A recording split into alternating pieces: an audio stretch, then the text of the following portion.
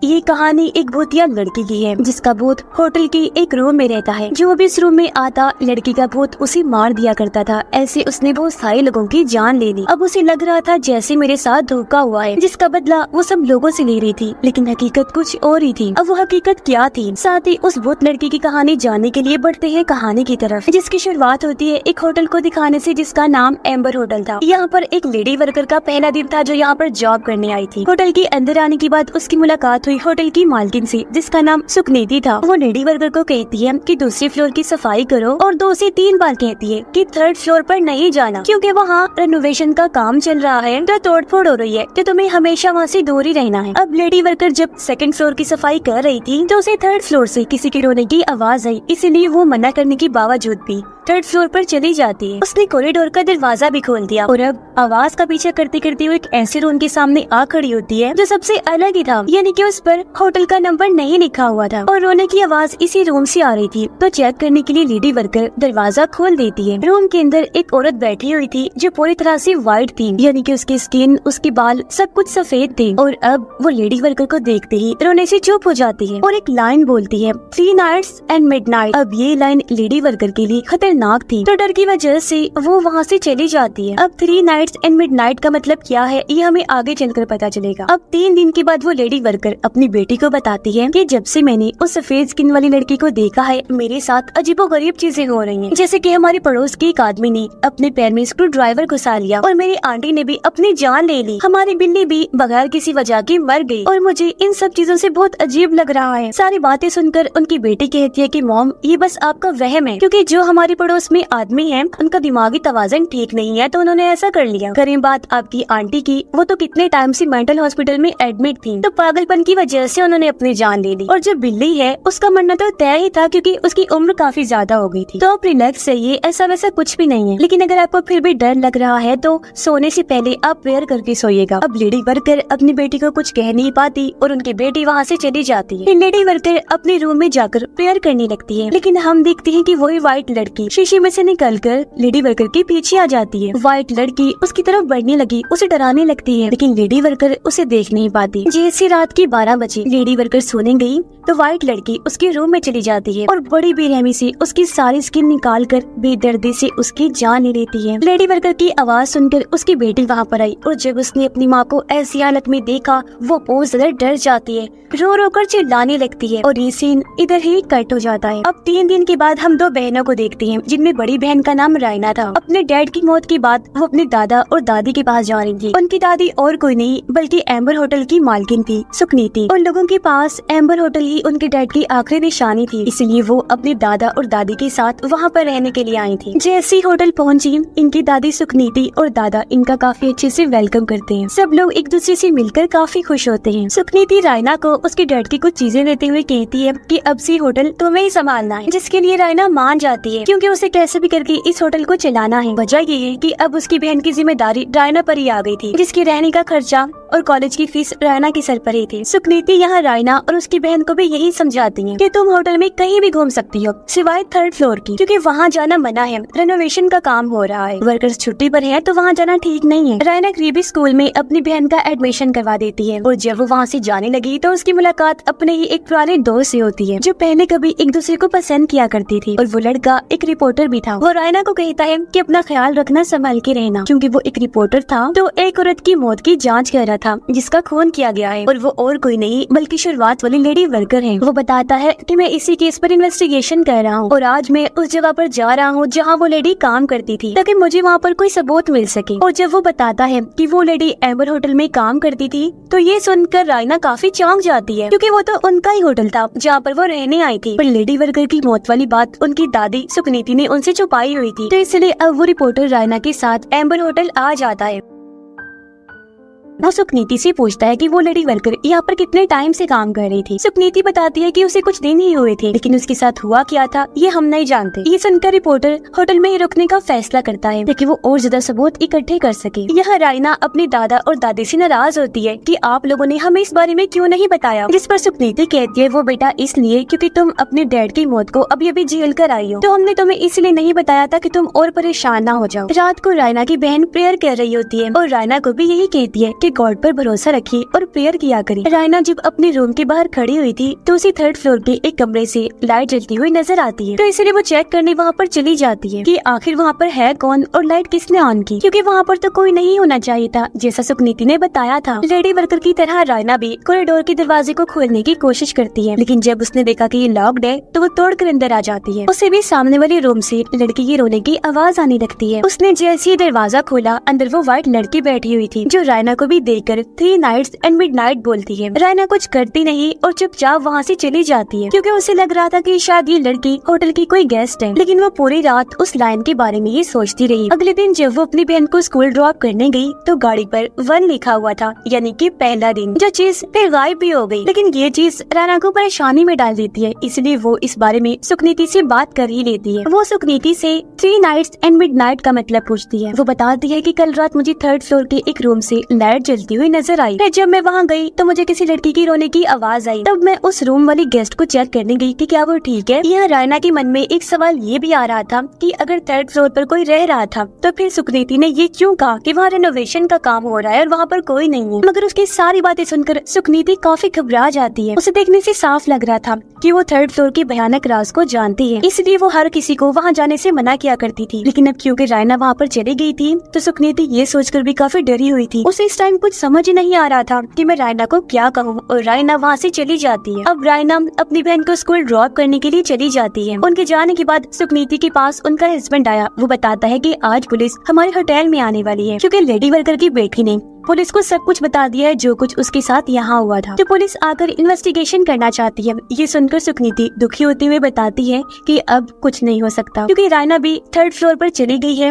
और उसने वो रूम खोल दिया है। जो सुनकर उसका हस्बैंड भी काफी डर जाता है। दोनों सोच में पड़ जाते हैं कि अब हम क्या करेंगे। लेडी वर्कर की मौत की खबर हर जगह फैल गई थी। पुलिस भी यहाँ पर इन्वेस्टिगेशन करने आ चुकी थी, और जब ये बात सभी गेस्ट को पता चलती है तो वो वहाँ से जाने लगते हैं। यहाँ पर रिपोर्टर भी था और सारी चीजों की इन्वेस्टिगेशन कर रहा था। तभी यहाँ पर रायना भी आ जाती है। अब एक फोन की घंटी बजती है जिसे रायना उठाती है। उसे कहा गया कि उसी रूम में टॉवल पहुंचाओ, तो अब टॉवल रायना ही देने जाती है। उसने देखा कि रूम में तो कोई नहीं है, लेकिन अब बाथरूम से रोने की आवाज आ रही है, और जब वो बाथरूम को चेक करने गई, हैरत, वहाँ पर कोई भी नहीं था। अब तभी रूम वाले फोन की घंटी बजती है जिसे रायना फिर से उठाती है। आगे से कोई बोल रहा था कि अगर वो बाथरूम में नहीं है, रूम में नहीं है, तो फिर ये सोचो कि वो रूम में छुपी हुई कहाँ है। ये सुनकर रायना काफी डर जाती है। वो जल्दी से रिसेप्शन पर कॉल करके पूछती है कि इस वाले रूम में कौन रुका हुआ है। तब उसे पता चलता है कि कोई भी नहीं, वो रूम तो खाली है। चेक करने पर रायना को वही लड़की अब पर्दों के पीछे चलती हुई नजर आती है। देखते देखते वो लड़की अब कारपेट के नीचे आ गई और तेजी से रायना की तरफ बढ़ने लगती है। रायना ने उसे देख लिया था। ये व्हाइट बालों वाली लड़की थी जिसकी आंखें लाल रंग की थी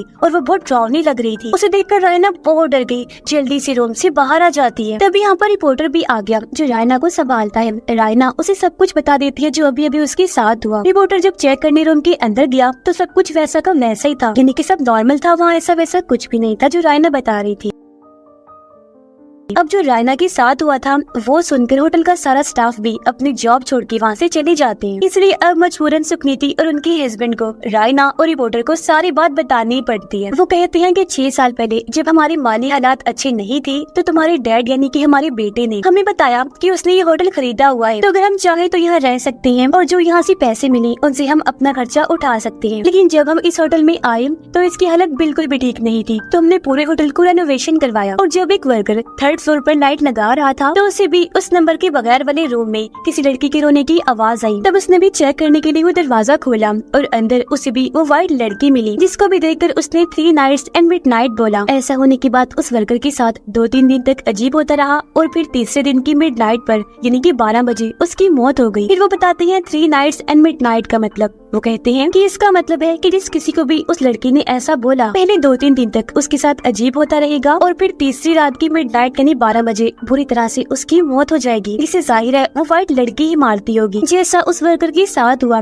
उसने 12 बजे अपना सर दीवार पर मार मार कर बुरी तरह से अपना सर बॉडी से अलग कर दिया। आगे उन्होंने बताया कि वर्कर की मौत के बाद हमने होटल में एक शमन को बुलाया, यानी जो बहुत आत्माओं को भगाने का काम करते हैं। जहाँ शमन भी इतना डरा हुआ था कि उसके अंदर हिम्मत नहीं थी कि वो उस रूम में जाए। इसलिए शमन ने हमें कहा कि हम हमेशा इस वाले रूम को बंद रखें ताकि कोई भी उस व्हाइट लड़की के भूत को जो इस रूम में रहता है उसे देख सके या सुन सके, और ना यहाँ पर कोई आ सके जिसे वो लड़की मार दे। लड़की के भूत ने यहाँ पर कब्जा इसलिए किया हुआ था क्योंकि ये उसी का रूम था शुरू से, जिसका मतलब साफ है कि उसके भूत को वहाँ से निकालना नामुमकिन था। और यही वजह थी कि वो लोग पूरे ही 3rd फ्लोर को बंद रखते थे, वहाँ पर किसी का भी जाना मना था। लेकिन जैसे उस लेडी वर्कर ने रूम को खोला बस तब से सब होने लग गया। ये सारी बातें सुनकर रायना और रिपोर्टर काफी परेशान हो जाते हैं। लेकिन यहाँ पर रायना अपना सोचने की बजाय अपनी बहन की फिक्र करने लगती है और कहती है कि मुझे उसकी टेंशन हो रही है, हमें कैसे भी करके उसे उस रूम में जाने से मना करना है, उसे वहाँ नहीं जाने देना, किसी भी सूरत वो वहाँ पर जाने नहीं चाहिए। रायना की बहन को स्कूल में दिखाया जाता है जब वो लैब में कोई जरूरी सामान लेने गई थी, तब उसे भी अजीब आवाजें सुनाई देने लगती हैं और तभी वहाँ पर रखा हुआ स्टैचू जिंदा हो जाता है। वो इधर से उधर हरकत करने लगता है। वो कैंची लेकर रायना की बहन की तरफ बढ़ने लगा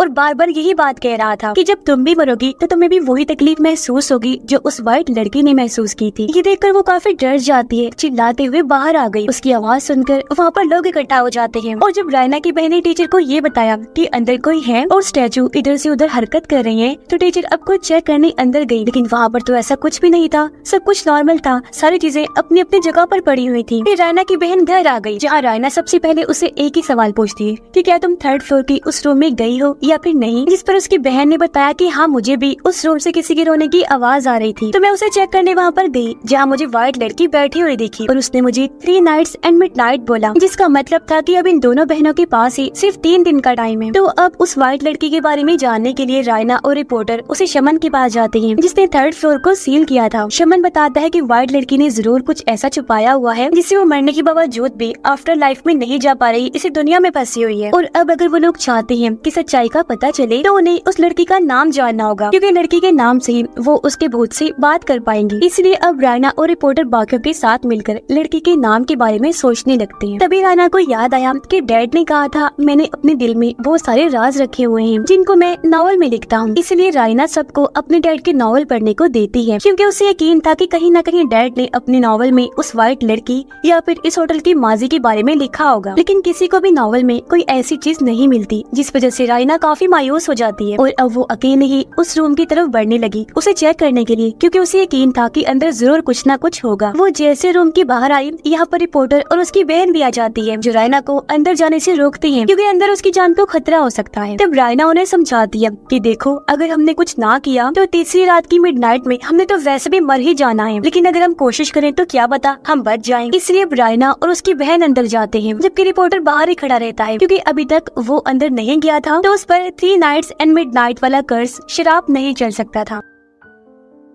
रूम में आने के बाद रायना और उसकी बहन अलग अलग होकर वहाँ हर तरफ सबूत ढूंढने लगती है, जहाँ उनकी नजर एक सूखे हुए सफेद फूल पर पड़ती है। रायना की बहन बाथरूम में गई उसे चेक करने, जहाँ शीशे में वो उस लड़के के भूत को देखती है जो उसे डरा रही थी। रायना बेड के नीचे चेक करने गई, जहाँ पर उसे एक पेपर का टुकड़ा मिला जिस पर एंजल लिखा हुआ था, जिसे रायना अपने पास रख लेती है और उसे दिखाने अपनी बहन के पास जाने लगी। लेकिन उसने देखा कि मेरी बहन तो पोजेस हो चुकी है, यानी लड़की की आत्मा अब उसकी बहन के अंदर आ गई थी। रायना उसे होश में लाने की कोशिश करती है, लेकिन उसकी बहन के सर पर अब एक चेहरा आ गया था, इसलिए वो रायना पर हमला कर देती है, अपना सर दीवार पर मारती है और दीवार के ऊपर चढ़ जाती है। वो बहुत भयानक लग रही थी। उसकी चिल्लाने की आवाज सुनकर रिपोर्टर भी अंदर आ गया, जहाँ वो किसी तरह उसे पोजेशन से तो बाहर ले आता है, लेकिन वो खुद भी काफी जख्मी हो गया था। अब रायना की बहन तो बिल्कुल ठीक हो गई थी, लेकिन तभी इन्हें अपने सामने व्हाइट लड़की का भूत खड़ा हुआ नजर आया, जो फिर से बोलती है 3 नाइट्स एंड मिडनाइट, जो लाइन उसने रिपोर्टर के लिए बोली थी, यानी कि अब वो कर्स उस पर भी चल गया था, क्योंकि वो इस रूम के अंदर जो आ गया था। लेकिन वो तीनों जल्दी से भागकर रूम से बाहर आ जाते हैं। तभी इन्होंने देखा कि 12 बज गए हैं, यानी कि रायना और उसकी बहन का दूसरा दिन शुरू हो गया था, जबकि रिपोर्टर का आज पहला दिन था, जिस वजह से तीनों ही अपनी अपनी जिंदगियों को लेकर परेशान होने लगी,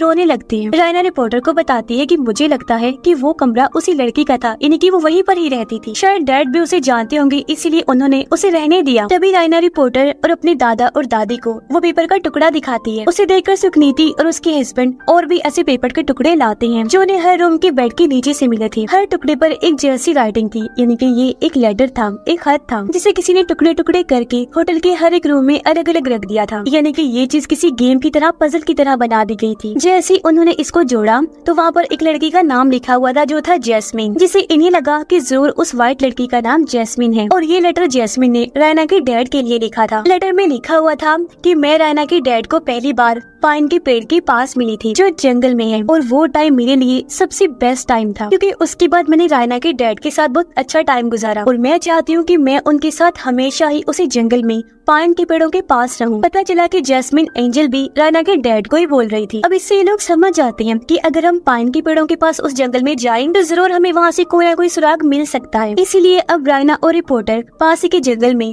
पाइन के पेड़ों को ढूंढने निकल जाती हैं। जल्दी उन्हें वो जगह मिल भी गई थी क्योंकि पाइन के पेड़ों के साथ वहाँ बहुत सारे सफेद फूल भी उगे हुए थे और ये वही जगह थी जहाँ रायना के डैड और जैस्मिन मिला करती थी। रायना यहाँ पर आकर और भी चीजें याद करने लगती है। लेटर के मुताबिक वो नॉर्थ की तरफ बढ़ने लगते हैं। वो एक नदी के पास पहुँचे जहाँ उन्हें एक बोटमैन कश्ती में बैठा हुआ इस तरफ आता हुआ नजर आया। उस आदमी से वो पूछने लगे कि आखिर वो व्हाइट फ्लावर्स मेनली असल में उगते कहाँ हैं, यानी कि उनका ओरिजिन कहाँ पर है, क्योंकि हो सकता है जैस्मिन उसी जगह की रहने वाली हो। तो वो बोटमैन बताता है कि वो फूल हमारे गांव में ही उगते हैं, हमारा गांव ही उसका ओरिजिन है और हमारे गांव का नाम भी व्हाइट फ्लावर विलेज है। जिसे सुनकर रायना और रिपोर्टर थोड़ा खुश हो जाते हैं क्योंकि उन्हें लग रहा था कि शायद हम सच्चाई के बहुत ही करीब हैं। इसीलिए वो बोटमैन से मदद मांगते हुए कहते हैं कि आप प्लीज हमें गांव की हेड के घर ले चलिए, हमने उनसे कोई जरूरी बात करनी है। बोटमैन उनकी मदद कर देता है और वो उन्हें हेड के घर ले आता है। जब रायना और रिपोर्टर हेड से बात करना शुरू करते हैं वो उन्हें होटल में हो रही मौतों के बारे में बताते हैं, लेकिन जैसे उन्होंने हेड को व्हाइट लड़की जैस्मिन की शक्ल सूरत के बारे में बताया, यानी कि वो पूरी व्हाइट है, उसकी आंखें लाल हैं,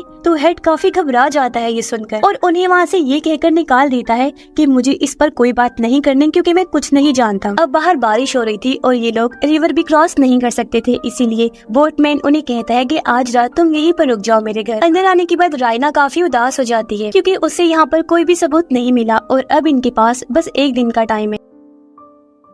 यहाँ रायना रिपोर्टर को ये भी बताती है कि जब मेरी मॉम बीमार पड़ी और मेरे डैड को कैंसर हुआ तो मैंने बहुत प्रेयर्स की, लेकिन फिर भी गॉड ने मेरी नहीं सुनी, मेरी मदद नहीं की, बल्कि मेरे पेरेंट्स को मुझसे छीन लिया। लेकिन सब कुछ भुलाकर जब मैं यहाँ पर रहने आई तो मुझे यहाँ पर भी सब कुछ वही देखना पड़ेगा, यानी कि अपनी और अपनी बहन की मौत। ये बताकर वो रोने लगी, कहती है कि मुझे समझ नहीं आ रही कि गॉड मेरे साथ कर क्या रहे हैं। तब रिपोर्टर उसे समझाता है कि देखो, अगर तुम्हारे साथ बुरी चीजें हो रही है ना आज, तो इसका मतलब है कि गॉड तुम्हें आने वाले बुरे वक्त के लिए तैयार कर रहा है, ताकि अगर कभी तुम आने वाले टाइम में भी किसी मुसीबत में फंसो तो तुम हार ना मानो, बल्कि गॉड से दुआ करो, गॉड पर यकीन रखो। अभी वो ये बातें कर ही रहे थे कि तभी उन्हें हेड और उसकी वाइफ की लड़ने की आवाजें आती है, जिससे रिपोर्टर को शक हुआ कि हेड की वाइफ जरूर कुछ ना कुछ तो जानती है और वो छुपा रही है, क्योंकि पहले भी जब वो लोग बातें कर रहे थे तो उसने हेड की वाइफ को चुपके से उनकी बातें सुनते हुए देख लिया था, इसलिए चुपके से हेड के घर घुस जाते हैं और इन्हें वहाँ उस व्हाइट लड़की जैस्मिन की पेंटिंग नजर आती है। और फिर तभी हेड की वाइफ उन्हें बता देती है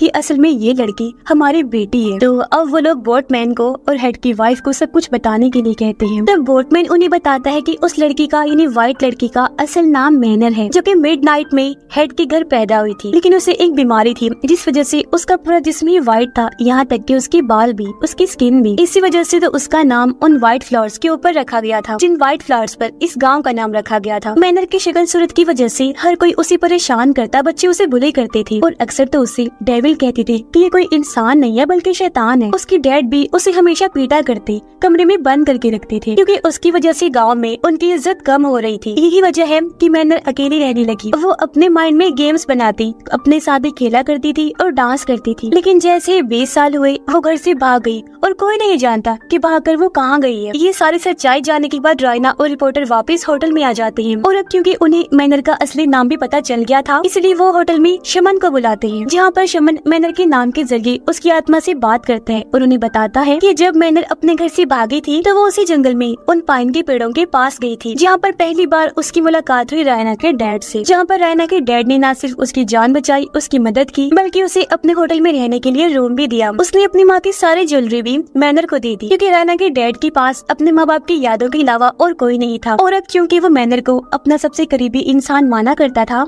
तो इसलिए उसने वो सब उसे दे दिया, जिस वजह से मैनर को भी काफी अच्छा महसूस हुआ, क्योंकि पहली बार कोई उसकी शक्ल सूरत ना देखकर उसके इतने करीब आ गया था। अब दोनों इसी होटल में रहने लगे। देखते ही देखते उनमें प्यार भी हो गया, क्योंकि रायना के डैड ने उसे कभी भी इस बात का एहसास होने नहीं दिया कि वो बाकियों से अलग है, जिस वजह से वो खुद भी इस बात को भुला चुकी थी कि मैं बाकियों से अलग हूँ। लेकिन फिर रायना के डैड अपने बिजनेस के सिलसिले में जकार्ता चले गए और उसके पीछे से मैनर उसके वापस लौटने का वेट करती रही, जहाँ उसने रायना के डैड के लिए वो लेटर लेटर वाला गेम बनाया, यानी पजल गेम, जिस लेटर के कई सारे टुकड़े करके उसने हर रूम के बेड के नीचे रख दिया। लेकिन काफी दिन गुजर गए थे और रायना के डैड वापस नहीं लौटे, इसलिए मैनर अब खुद जकार्ता जाकर उसके डैड को ढूंढने लगी। लेकिन वहाँ मैनर ने रायना के डैड को किसी और के साथ देखा, यानी कि उनकी एंगेजमेंट हो गई थी और वो लड़की उसके बच्चे की माँ बनने वाली थी, जिसका मतलब वो समझ गई, यानी कि रायना के डैड ने मुझे धोखा दिया। इस वजह से उस बेचारी का दिल टूट गया। होटल वापस आकर उसने चाकू से अपने जिस्म की सारी जिल्द निकाल दी, क्योंकि इस तरह दिल तोड़कर रायना के डैड ने उसे यह एहसास दिला दिया था कि वो सच में बाकियों से अलग है। वो किसी के काबिल नहीं और ना ही कोई उसे कबूल कर सकता है। सिर्फ अपने शक्ल सूरत की वजह से वो हमेशा अकेली रहेगी। इसलिए वो लगातार 3 दिन तक अपने जिस्म से अपनी स्किन को अलग करती रही। फिर जैसे ही तीसरी रात की मिडनाइट आई तो दर्द में तड़प तड़प कर उसकी मौत हो गई। ये सुनकर रायना और रिपोर्टर को काफी दुख भी हुआ, साथ ही वो काफी डर भी जाती है और शमन से पूछती है कि अब हम इन सबको ठीक कैसे कर सकते हैं। जिस पर शमन कहते हैं कि अब तुम्हें मैनर का टूटा हुआ दिल जोड़ना है, यानी कि अब उन्हें मैनर की लाश ढूंढनी होगी कैसे भी करके, जिसमें उन्होंने मैनर की लाश को किसी ऐसी चीज से जोड़ना है जो जिंदा चीज का काम करे और मैनर इन्हें माफ कर दे। लेकिन जब उन्होंने शमन से पूछा कि हम ये काम करेंगे कैसे, तभी आकर मैनवी आत्मा ने शमन पर हमला कर दिया। वो उसकी गर्दन पकड़ लेती है और बुरी तरह उसका सर जिस्म से अलग करके उसे मार डालती है, जो सीन बहुत ही भयानक था। और अब उसका असली रूप देखकर रायना और रिपोर्टर भी बहुत घबरा जाते हैं। रायना काफी टेंशन में भी थी, क्योंकि सब कुछ ठीक करने के लिए उनके पास टाइम बहुत ही कम बचा था। तभी रायना की बहन की नजर बेड के नीचे पड़ी उसके डैड के सामान पर गई। उसमें एक किताब थी जिस पर लिखा हुआ था व्हाइट एस जस्मिन, यानी कि उनके डैड ने इस बुक के अंदर मैनर के बारे में लिखा हुआ था। किताब को पढ़ने से उन्हें पता चला कि असल में रायना के डैड जकार्ता किसी मीटिंग के सिलसिले में नहीं गए थे, बल्कि वो तो मैनर को शादी के लिए प्रपोज करने के लिए उसके लिए उस जैसे ही व्हाइट फ्लावर्स वाली रिंग बनवाने गए थे, ताकि वापस आकर उसे सरप्राइज दे सके, उसे बता सके कि मैं तुमसे कितना प्यार करता हूँ और फिर वो शादी कर ले। लेकिन जब वो रिंग खरीद कर शॉप से बाहर आ रही थी तो तभी एक गाड़ी से उनका एक्सीडेंट हो गया। एक्सीडेंट में रायना के डैड के दिमाग पर गहरी चोट आई, जिस वजह से उनकी याददाश्त चली गई। और जिस गाड़ी से उनका एक्सीडेंट हुआ था वो असल में सुकनीति और उनके हस्बैंड की थी, यानी कि रायना का डैड उनका असली बेटा नहीं था। उन्होंने तो उसे बस गोद लिया था और उसे अपने बेटे की पहचान दे दी, उसका नाम और सब कुछ। तो बस तभी से रायना का डैड सुकनीति और उनके हस्बैंड के साथ रहने लगा। लेकिन फिर एक दिन उसे सब कुछ याद आ ही गया कि आखिर में यहाँ पर आया क्यों था, इसलिए वो जल्दी से वापस होटल में आ गया, क्योंकि वो भी मैनर से बहुत प्यार करता था। लेकिन तब तक मैनर की लाश का बहुत बुरा हाल हो चुका था, वो सड़ चुकी थी और ये देखकर रायना के डैड को बहुत दुख हुआ।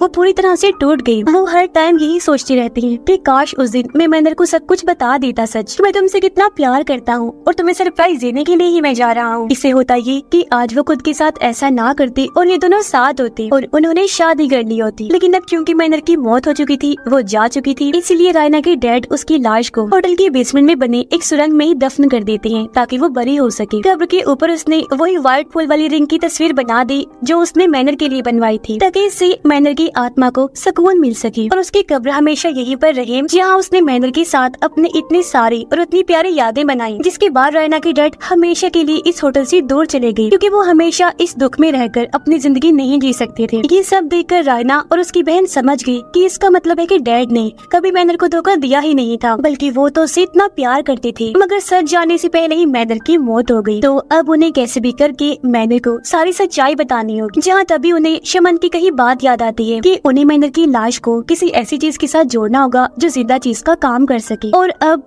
उस जिंदा चीज का काम करने वाली थी ये रिंग, जिससे वो मैनर की लाश को पहनाकर उसका टूटा हुआ दिल जोड़ सकती थी, जिससे वो भी सच्चाई जान ली कि रायना के डैड ने उसे कितना प्यार किया था और कभी धोखा नहीं दिया था। जिसके बाद रायना और रिपोर्टर होटल के बेसमेंट में आ जाते हैं। वो पूरी तैयारी करके आए थे ताकि टनल के अंदर उसकी कब्र को ढूंढ सके। जिसके बाद वो सुरंग में अलग अलग जाकर मैनर की लाश को ढूंढने लगते हैं। लेकिन तभी यहाँ पर मैनर की आत्मा भी आ जाती है, क्योंकि वो उन्हें इतनी आसानी से ये काम करने नहीं दे सकती थी। वो इनका टाइम जाया करने के लिए रिपोर्टर को पोजेस्ट कर लेती है। उसके जरिए वो रायना को गलत रास्ता बताती है। लेकिन बहुत जल्द रायना को पता चल गया कि रिपोर्टर पोजेस्ट है और अगले ही पल वो रायना पर हमला कर देता है, जिसे बचकर वो उससे दूर भाग जाती है। लेकिन रायना अपने बचाव में रिपोर्टर पर हमला करके उसे जख्मी कर देती है, ताकि अगर मैंने उसे पोजेस्ट भी कर ली तो वो उसके करीब ना आ सके। जिसके बाद एक बार फिर से रायना कब्र को ढूंढना शुरू कर देती है।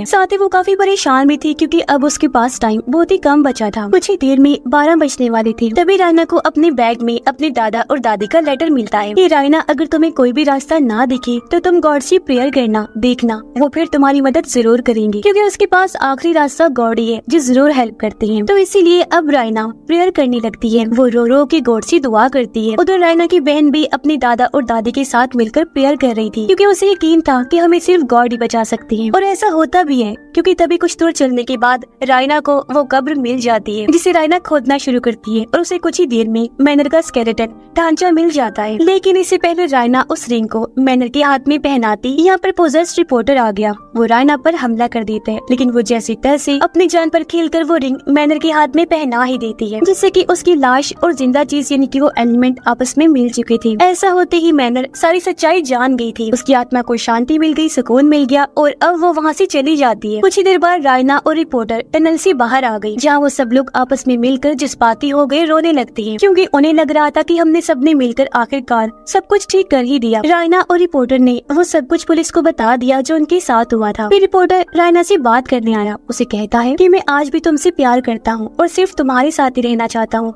ये कहकर वो उसे शादी के लिए प्रपोज करता है, जिसे रायना कबूल भी कर लेती है और हाँ बोल देती है। रिपोर्टर अभी भी उस होटल में ही था और वो फोन पे रायना से बात कर रहा होता है कि कल हम अपनी शादी की डिस्कशन करेंगे। और अब जैसे रिपोर्टर ने फोन बंद किया, हम देखते हैं कि एक बार फिर मैनर की आत्मा शीशे से निकलकर बाहर आती है। इस टाइम घड़ी में 12 बज रहे थे, यानी कि रिपोर्टर की 3 नाइट्स पूरी हो गई थी और ये मिडनाइट का टाइम था। इसलिए मैनर उसके पूरे जिस्म से उसकी सारी स्किन निकाल देती है और बड़ी बेदर्दी से उसकी जान ले लेती है। फिर अगले दिन रायना जब उसे नींद से जगाने आती है तो वो रिपोर्टर की ऐसी हालत देखकर काफी डर जाती है। वो दुखी भी थी, रोने लगती है। वो इस बात से काफी परेशान हो रही थी कि उन्हें लग रहा था कि हमने सब कुछ ठीक कर दिया है और मैनर जा चुकी है, लेकिन असल में ऐसा कुछ भी नहीं हुआ था। वहाँ पर पुलिस और एम्बुलेंस आई जो रिपोर्टर की लाश को वहाँ से ले जा रही होती है और ये चीज छत पर खड़ी रायना और उसकी बहन देख रही होती है। यह रायना अपनी बहन से पूछती है कि अगर मैनर ने रिपोर्टर को ही मारना था तो उसने हमें क्यों नहीं मारा, तुम्हें और मुझे जिंदा क्यों छोड़ दिया। और अभी हालांकि उसने सब जान लिया है, लेकिन वो फिर भी इस दुनिया में क्यों है, यहाँ से क्यों नहीं जा रही। इस पर रायना की बहन कहती है कि बेशक हमने ऐसा करके उसका दिल तो जोड़ दिया, लेकिन अभी भी मैनर वो चीजें नहीं भूली थी जो उसके साथ बाकी लोगों ने की। उसका दिल दुखाया, उसे परेशान किया उसकी शक्ल सूरत की वजह से, क्योंकि हमारे डैडी थे जो उससे प्यार करते थे, बाकी सब तो उसे नफरत ही करते थे ना, उसे बुरा समझते थे। तो अब जब तक वो उन सब लोगों से बदला नहीं ले लेगी, वो यहाँ से कभी नहीं जाएगी। और क्या पता वो जाएगी ना, क्योंकि उसने उस रूम में ही अपनी जान ली थी। तो ऐसा करने वाले लोगों के लिए अगली दुनिया में भी कोई जगह नहीं होती। उनकी आत्मा को कभी सुकून नहीं मिलता और वो हमेशा से ही दुनिया में फंसे रह जाते हैं। जैसे कि मैनर को ही देख लो, वो वहाँ फंसी हुई है। अपनी बहन की सारी बातें सुनकर रायना काफी हैरान रह जाती है। वो सोचती है कि आखिर मेरी बहन को ये सारी बातें कैसे बताएं। और फिर तभी रायना की बहन रायना की तरफ देखती है, जिसकी आंखें एकदम लाल थी, यानी कि मैनर ने उसे पोजेस्ट किया हुआ था, वो उसके अंदर आई हुई थी। और अब तक रायना की बहन जो बोल रही थी वो उसे मैनर ही बुलवा रही थी, जहाँ वो उनसे ये भी कहती है कि तुम्हारे डैड ने हाँ सच में मुझसे सच्चा प्यार ही किया था, इसलिए अब से पूरी जिंदगी मैं तुम्हें कुछ नहीं कहूंगी, कोई नुकसान नहीं पहुँचाऊंगी, क्योंकि तुम दोनों उनकी बेटियां जो हो। जिसके बाद रायना और उसकी बहन अपने दादा और दादी के साथ हमेशा के लिए उस होटल को छोड़कर चली जाती हैं। साथ ही पुलिस ने भी उस होटल को अब पूरी तरह से सील कर दिया था, क्योंकि यहाँ पर इतनी सारी मौतें जो हुई थी। और अब 2 पुलिस वाले 3rd फ्लोर को चेक करने आए। वो उसी मैनर वाले कमरे में जाते हैं जहाँ अंदर मैनर बैठी हुई थी, और उनको देखते ही वो कहती है 3 नाइट्स एंड मिडनाइट, यानी कि वही मौत वाली लाइन बोलती है। यानी कि ये सिलसिला अब इस होटल में शुरू होने वाला था। फिर से मैनर हमेशा के लिए इस होटल रूम में रहने वाली थी, तो वो लोगों को ऐसी मारती रहेगी जो भी यहाँ पर आएगा। यानी कि ये चीज बहुत खतरनाक थी। इसी भयानक एंडिंग के साथ ही ये कहानी भी इधर ही खत्म हो जाती है।